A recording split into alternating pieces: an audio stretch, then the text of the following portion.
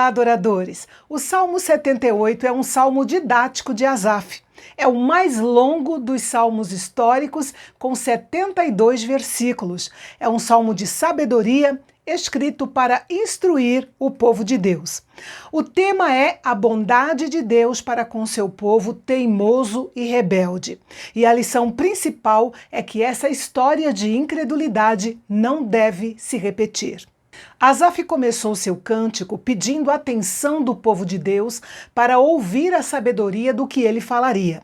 E esse é um princípio que não pode ser negligenciado. Se você quiser realmente alcançar os seus ouvintes, primeiro você deve ter certeza da sua total atenção, como a de um discípulo que presta atenção às palavras do seu mestre com submissão e reverência mental.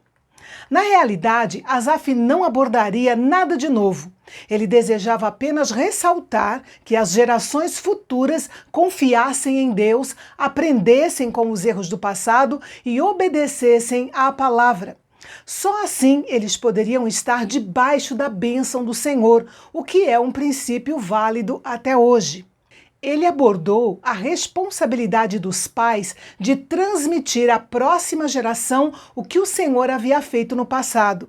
As Escrituras não têm espaço para a neutralidade dos pais.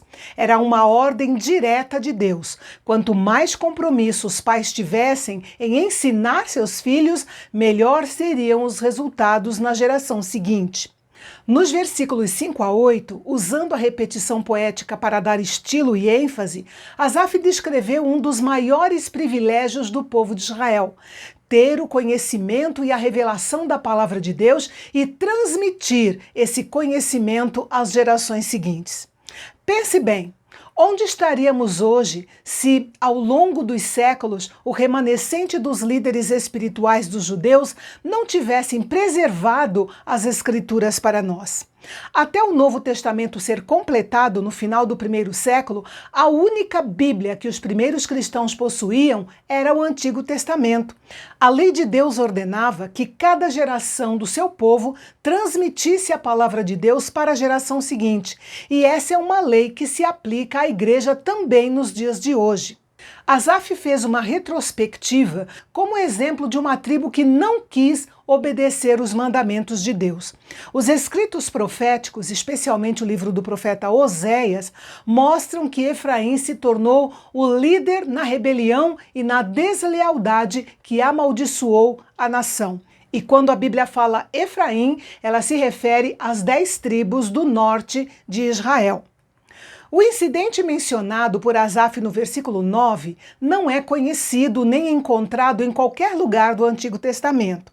Parece ser uma forma puramente figurativa de expressar que a revolta de Efraim contra a aliança de Deus foi como a conduta de soldados bem armados que se recusam a atacar o inimigo. Com isso, nós aprendemos que Deus disponibiliza recursos espirituais para o seu povo enfrentar os conflitos espirituais do seu dia a dia. Mas a eficácia desses recursos depende, de certa forma, da decisão de cada um de usá-los e como usá-los. Parece inacreditável que um povo liderado por Deus como Israel poderia esquecer das grandes obras que ele fez. Mas esse pecado do esquecimento está conosco o tempo todo. Quantas vezes, diante das nossas lutas diárias, ficamos tão envolvidos com os nossos problemas, nos tornamos tão incrédulos e desanimados que deixamos de pensar nas libertações e experiências passadas que tivemos com o Senhor?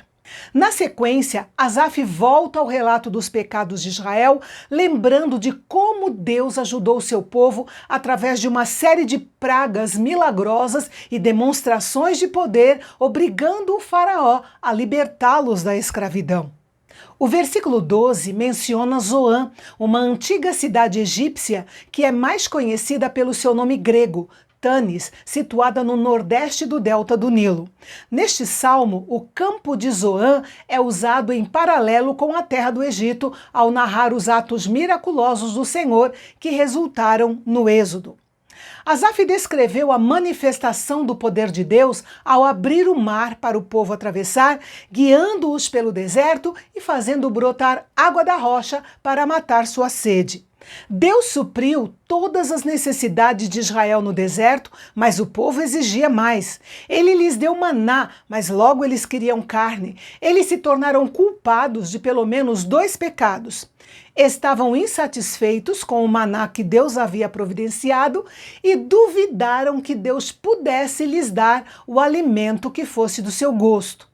Quando Deus ouviu os questionamentos de incredulidade e ingratidão do povo, ficou furioso.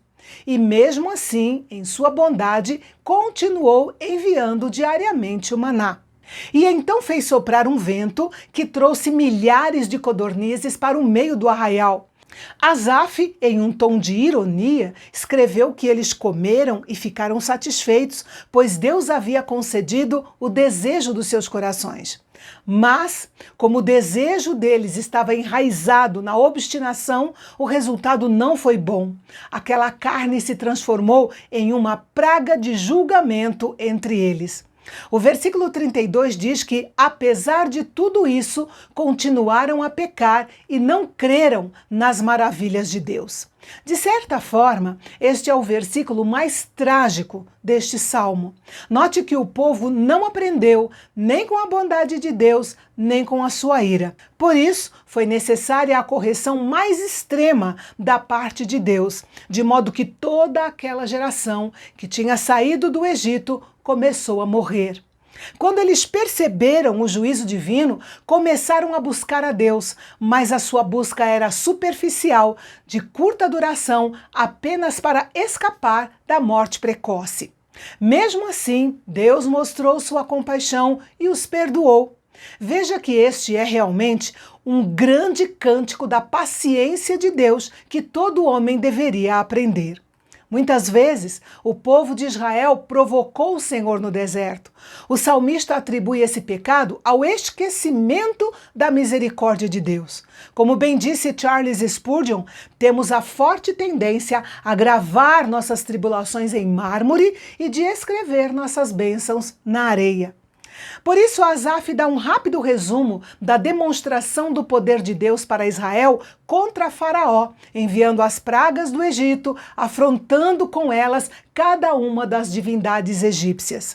Ele resumiu os anos de deserto, dizendo que Deus os protegeu, expulsou as nações cananeias de diante deles e lhes fez entrar na terra que havia prometido. Porém, depois que Israel entrou na terra prometida, eles se tornaram como um arco enganoso ou defeituoso, uma figura que descreve bem o povo falhando em cumprir o propósito de sua escolha por Deus. Eles se tornaram idólatras.